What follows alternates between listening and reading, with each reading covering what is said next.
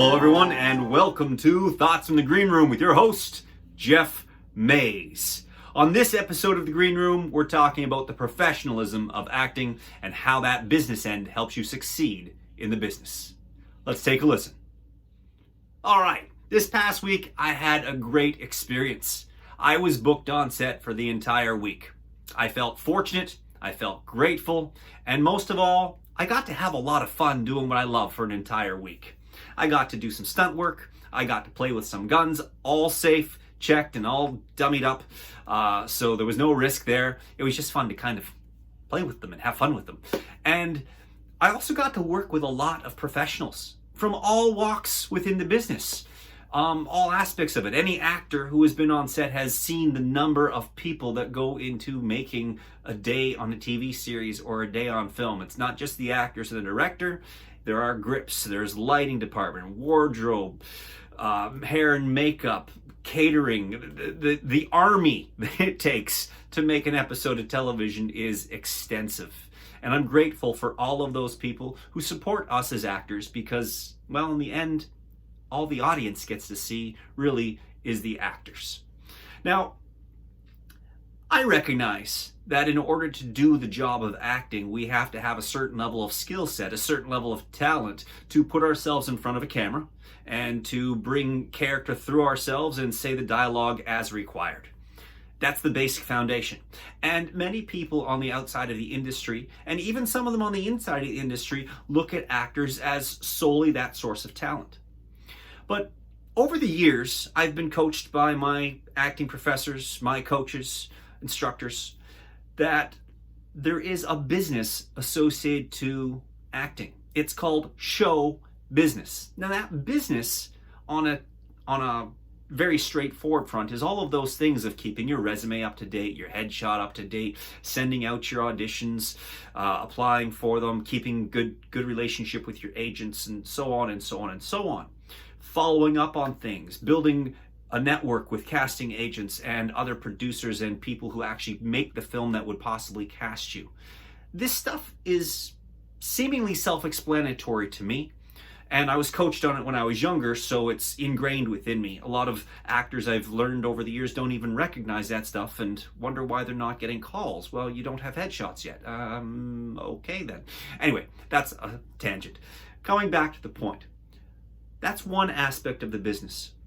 Then we've got the talent side. But in this middle ground is something that I've started to better understand. It's something that I personally have always done innately, but I'm now recognizing the value of it and how it can help myself as well as others succeed. And that is that space in the middle, which I call the business end. It's associated to all the headshot upkeep and the resume upkeep. It's also associated to the talent in a very subtle way, and that is the way one conducts themselves on set. I'm sure you've all heard the stories about how great an actor so-and-so is, but what a horrible person they are to work with. Or how wonderful somebody is and what a joy it is to work with them. We wish we could see more of them. Well, the first story is self-explanatory. If you're not a fun person to work with, if you're not cordial, if you're not getting along with people, less and less people are going to want to work with you, and less often you'll get called. Eventually you won't get called.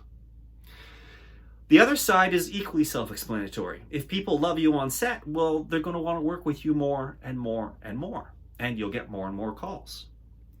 I'm leaning towards explaining this secondary side, this people wanting to work with you because you're enjoyable on set. And enjoyable on set isn't just about bringing a smile and having fun while you're there and interacting with people. It's also about the little nuances I discovered over the years, of course. This isn't just something I learned yesterday. It's something I've started to pick up and I've been applying more and more, and that is the nuances. There's a chain of command on set. You don't go to the producer to override somebody else. You don't circumvent things. Just like in an office, you don't go to the CEO to ask to do a project you want to do. You speak to your immediate boss first. Chain of command moves up to figure out whether or not you're appropriate for the project. You don't circumvent people, so you follow the chain of command, and it's important to learn what that chain of command is and execute it while you're on set.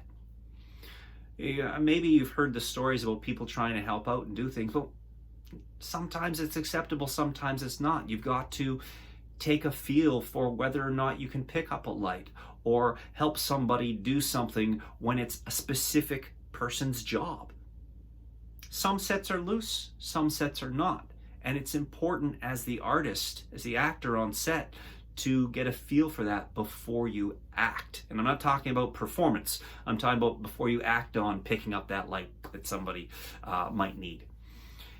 Those nuances on set, in addition to being just a generally congenial individual with a smile on your face and a good morning and a good night and a thank you and a you're welcome kind of attitude, is important for people seeing how you integrate with the whole entire production.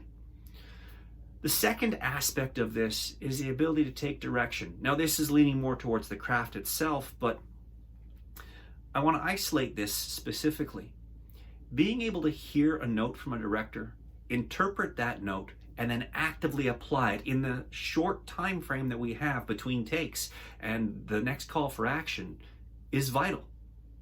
A lot of movies, films, televisions are shot in like 6, 10, 12-day periods. It's a lot of pages to cover in one day.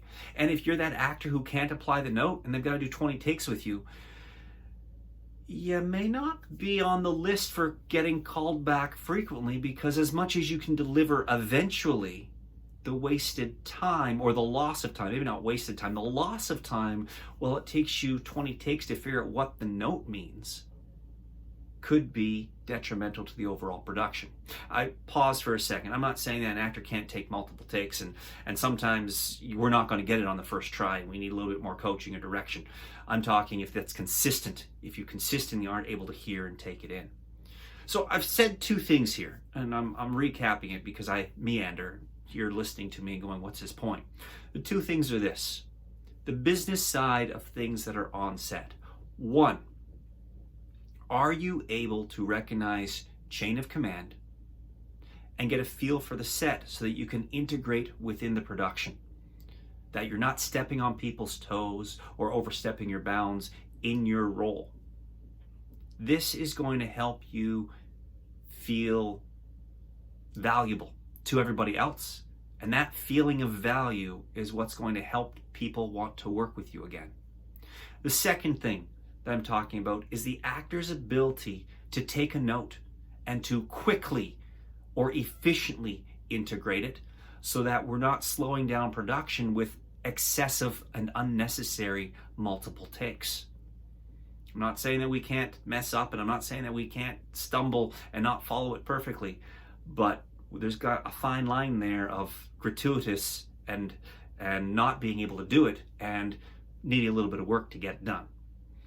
And the last thing that I talk about in terms of being on set is that general congeniality. Enjoy yourself while you're there. Relish the fact that as actors, we are not, at least at my level, we're not always on set. So make sure you have fun while you're there. Don't come with a snarl on your face. Come with a smile. Those three things in the finished product and the overall day truly don't have much to do with whether or not you can believably present a character. They have to do with you as a human being interacting with others and interacting well with others.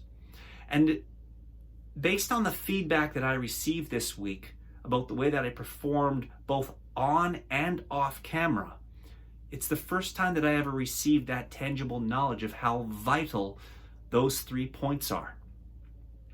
That vital off-camera presence is just as important to the finished product of the presented character on camera. And the off-camera presence is what makes people think, wow, talented and fun to work with. Let's bring them back for another episode.